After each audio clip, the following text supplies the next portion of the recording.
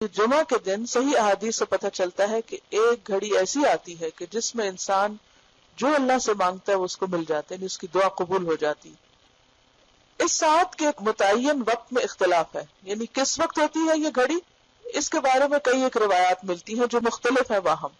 مسلم کی مفرد روایتوں میں حضرت ابو موسیٰ رضی اللہ عنہ کی حدیث ہے کہ امام کے منبر پر بیٹھنے کے وقت سے لے کر نماز کے ختم ہونے تک ہے۔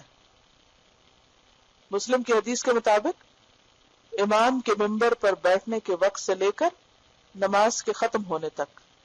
ایک اور حدیث میں ہے کہ وہ امام کے خطبے سے فارغ ہونے سے لے کر نماز ختم ہونے تک ہے۔ تو نماز بھی تو دعاؤں کا مجموعہ ہے، اگر اس دوران وہ گھڑی آ جاتی ہے اور آپ کا دل نماز میں حاضر ہے تو آپ جو بھی پڑھ رہے ہیں قبول ہو جائے گا انشاءاللہ۔ ایک اور حدیث میں ہے کہ وہ امام کے خطبے سے فارغ ہونے سے لے کر نماز ختم ہونے تک ہے۔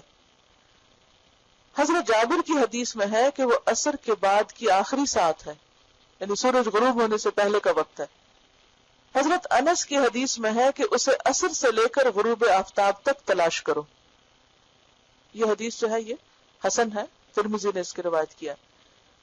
کون سی؟ عصر سے لے کر غروب آفتاب تک۔ حضرت ابوبکر اسرم نے کہا یہ احادیث دو وجہوں سے خالی نہیں، یعنی اتنا اختلاف کیوں ہے؟ یا تو بعض احادیث بعض سے زیادہ صحیح ہوگی، یعنی ایک وجہ تو یہ ہے، اور یا پھر یہ ساتھ مختلف اوقات میں منتقل ہوتی رہتی ہوگی، جیسا کہ لیلۃ القدر رمضان کی آخری 10 راتوں میں منتقل ہوتی رہتی، یعنی ایک جمعہ کو مثلا خطبے کے دوران کی گھڑی ہے اور پھر کسی اور میں نماز کے بیچ کی، کسی اور میں عصر کے وقت کی، تو اس وجہ سے ایک وقت نہیں بتایا، پھر تو کیا ہوتا اگر ایک وقت پتہ چل جاتا؟ بس اس وقت میں ہم تھوڑا سا اہتمام کر لیتے اور باقی وقت بھول جاتے۔ یا یہ بھی ہو سکتا ہے کہ یہ سارے اوقات ہوں، یعنی اگر ایک گھڑی مس ہو گئی تو اگلی پہ آپ کیچ کر لیں اس کو، وہ مس ہو گئی تو اگلی پہ چلے جائیں، تاکہ بار بار دھیان رہے۔